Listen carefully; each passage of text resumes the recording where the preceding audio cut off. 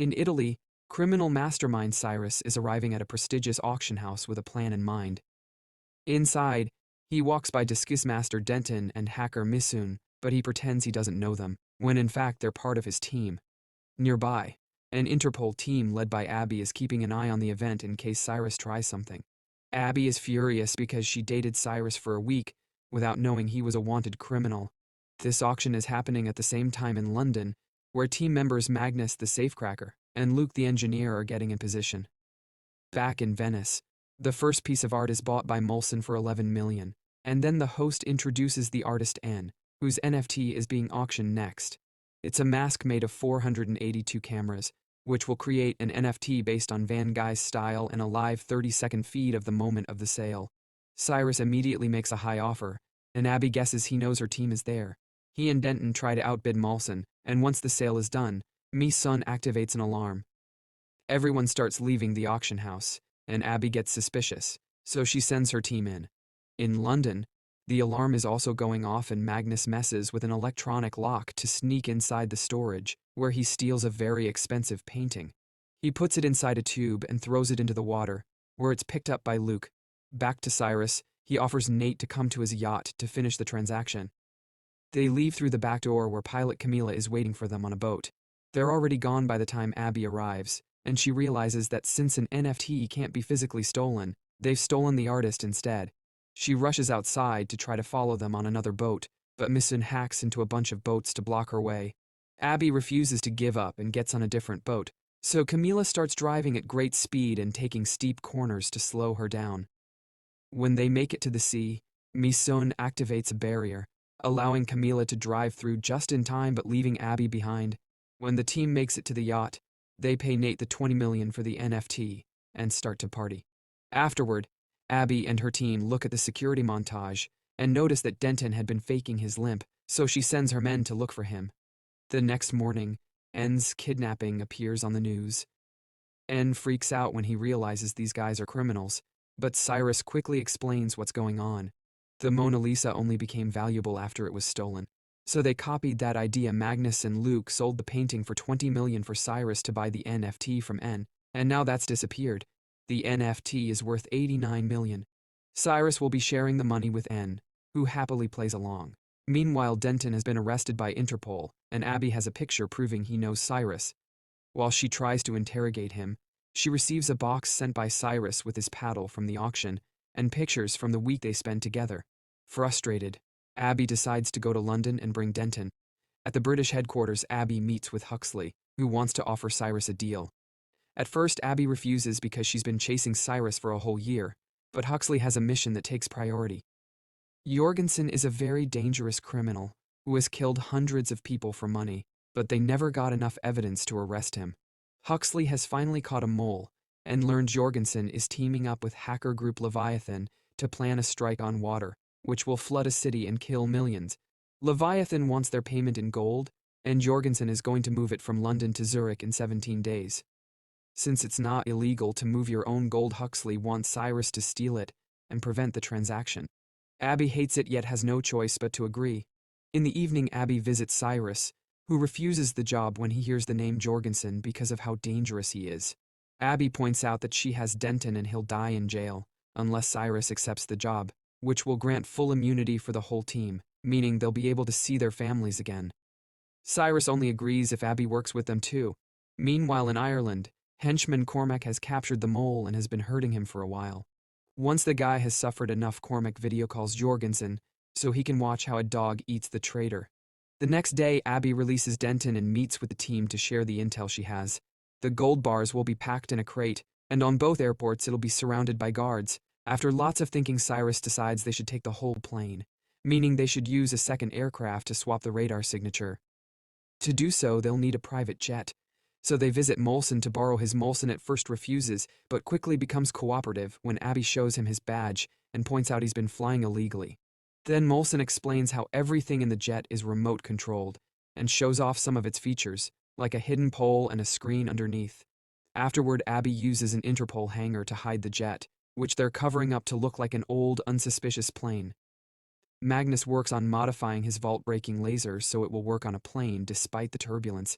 and Denton is already testing new wigs and beards. Camila is having a bit of trouble with the simulation to practice moving the jet under the gold plane. But Cyrus has an idea. Luke will put all the cameras from the NFT on the jet, so Camila can have full visibility around the plane.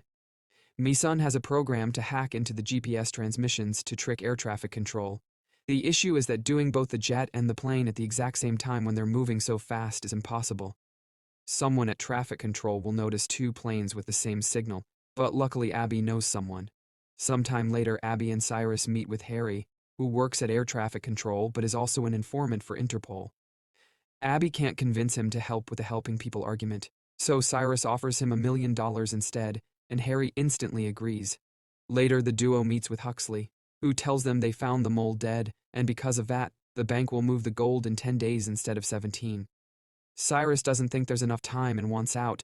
Triggering an argument with Huxley, Abby shuts them both up by reminding them this is about saving lives, so Cyrus agrees to stay for her. At the hangar, the team sees on the news that cyber-terrorists have attacked Madrid's water grid, and the city is now severely flooded. There are 13 dead people so far, but they expect the numbers to get worse soon. Cyrus thinks this has gotten too dangerous and tries to quit again, but the team refuses to give up now, and they agree they must stop Jorgensen, although Luke sounds hesitant. In his mansion, Jorgensen thanks Leviathan for their little demonstration. After lots of work, Misun finishes the device that will hack the plane's GPS, but unfortunately it looks like a bomb. They have no choice but to choose a few of them to get on the plane with the pieces and reassemble the device aboard. For the next 10 days, the team works hard on finishing all the details, covering up the plane, practicing the assembly of the device, and getting all their chores done in perfect synchronization.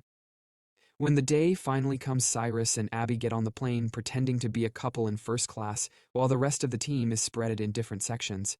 Cormac and 4 other henchmen are also there to keep an eye on the gold. The team is wearing hidden communicators to stay in contact, and Cyrus realizes Luke isn't checking in.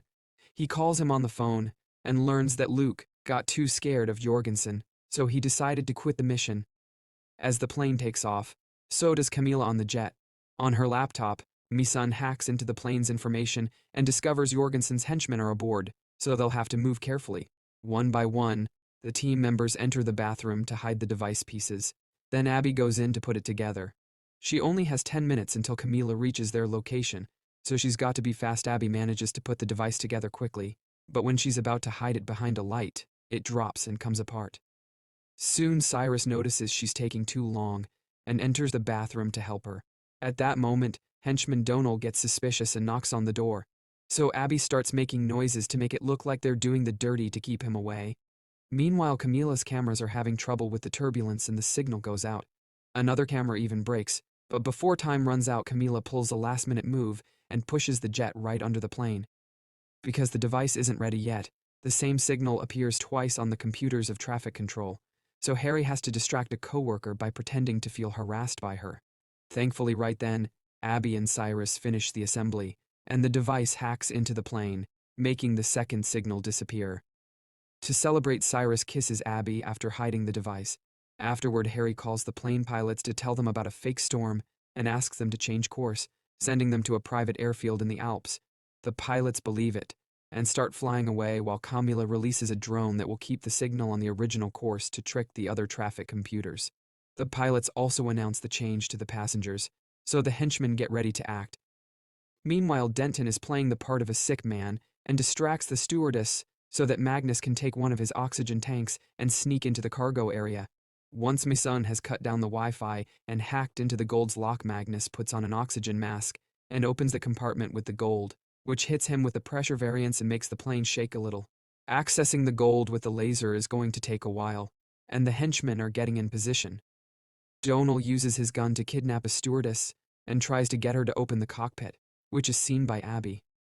At that moment, the laser makes the plane shake again, and Cyrus uses the chance to tackle Donal, who responds by opening fire.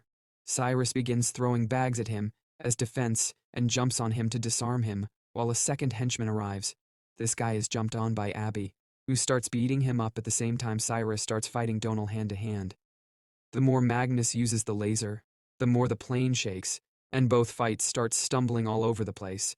Donal tries to choke Cyrus with a foam cable at the same time. Abby pushes a cabinet, causing both henchmen to dodge out of the way and the cabinet falls downstairs with Cyrus and the stewardess. At that moment, Magnus finally opens the safe and accesses the gold. Abby knocks down the other henchman while Donal retrieves his gun, but before he can shoot, Cyrus knocks him out by smashing him against some glass. Then Cyrus and Abby try to reach Magnus, only to find the way blocked by Cormac and his gun. Suddenly, the plane lands on the new destination, and since the ground is frozen, it starts sliding around, not stopping until it gets caught by the snow. Soon, Camilla also lands with the jet, and she has to make an extra effort to stop it from sliding right before it hits the plane. Cormac and his 2 men capture Abby, Cyrus, Magnus, and Camilla. After calling Jorgensen to confirm the gold is fine, Cormac promises to deliver it himself. Cyrus tries to make him use the train as originally planned, but Cormac chooses to take the jet instead, taking the team with him except for Magnus. Moments later, Camilla is piloting the jet under Cormac's orders, but she presses a button to send her teammates a signal. Abby and Cyrus put on their seatbelts and Camilla starts piloting the jet like a maniac, making it shake while pretending it's the gold throwing them off balance. All the shaking is slowly removing the metal covers, which will help the jet be found again. Back in the Alps, Magnus hits his captor and steals the gun, only to put it down and try to escape. When the henchman grabs the weapon and tries to shoot, the gun backfires and hurts his hand, just like Magnus modified it to do. At the train station, Huxley notices the gold isn't coming, and his partner informs him the plan failed. Now the gold is flying to Jorgensen's villa. Huxley decides to call the NATO and tells them about a terrorist threat that needs to be shot down, not caring if Abby dies in the process. As the military jets take off, Jorgensen meets with the Leviathan leaders and pretends the delay with the gold was his own plan to distract the authorities. Soon the team's plane is surrounded by the NATO jets, so Harry informs the authorities that there are civilians aboard. However, Huxley lies and says it isn't true, ordering to shoot it down anyway. Desperate, Cyrus activates the pole to disarm the henchmen, then he and Abby start fighting them all over the place. In the struggle, Abby manages to grab the remote control and makes the word "civilian hostages on board" appear on the big screen under the jet. Then Camilla pulls a crazy move and turns the jet upside down to show the message to the soldiers, who immediately cancel the rockets. Once the other jets are gone, a henchman threatens Camilla into making things right. She puts the jet back in position before fighting the thug, who immediately pushes her back on her seat and breaks her wrist, reminding her to land. Camilla pretends to pilot only to suddenly pull a lever, causing the jet to start falling at great speed. While Cyrus keeps Cormac away, Abby reaches the control again and opens the door, which sends Cormac flying out of the plane before she closes it again. Afterward, the duo rushes to the cockpit and takes over the controls because Camilla can't pilot with a broken wrist. They manage to make the plane stop falling. However, another metal piece goes loose and damages the hydraulic pump. While still in pain, Camilla does her best to steer the plane using the engines and the jet lands on Jorgensen's garden, but it slides down the road for a few minutes and keeps getting destroyed until it turns on its side. The gold immediately falls off the plane and Cyrus, Camilla, and Abby are surrounded by Jorgensen's guards. Cyrus notices there's a camera still working and mentions the NTF they saw during the auction, which is a sign for Misun to start hacking. Jorgensen comes to interrogate them with a gun, but at that moment, the Leviathan leader gets a message telling her about Interpol and cancels the deal. Furious, Jorgensen shoots her leg and demands her to restore the deal, but since she turns him down, he shoots again to kill her. Then Jorgensen asks who the Interpol agent is, so Cyrus pretends it's him. Before Jorgensen can shoot him, the Italian police arrive and surround them. Jorgensen pretends he just took out his gun in self-defense, because some crazy guys landed in his garden. So Cyrus gives Misun the signal, and now the video of Jorgensen killing the woman appears on the screen of the plane. While Jorgensen is arrested, Huxley and another agent arrive by chopper. Abby learns from the agent that Huxley almost got them shot, so she punches him and announces she is quitting. Cyrus and Camilla are leaving on a boat, and Abby soon joins them. A few weeks later, Cyrus surprises Abby by buying back her childhood home. He also makes a big reveal: Luke never quit. He was on a side mission to steal the gold. Magnus had made a bunch of fake gold bars and shipped them on the same plane. So during the fight, he exchanged the gold for the fake cargo and threw the real bars out of the plane. Luke was in the Alps using a remote control to make the gold land safely, and Huxley was furious that he was stuck with useless metal. Now Cyrus and Abby reunite with the team next to a lake, and using the remote control, they take gold out of the water. Abby agrees to join the team, and Cyrus kisses her to welcome her.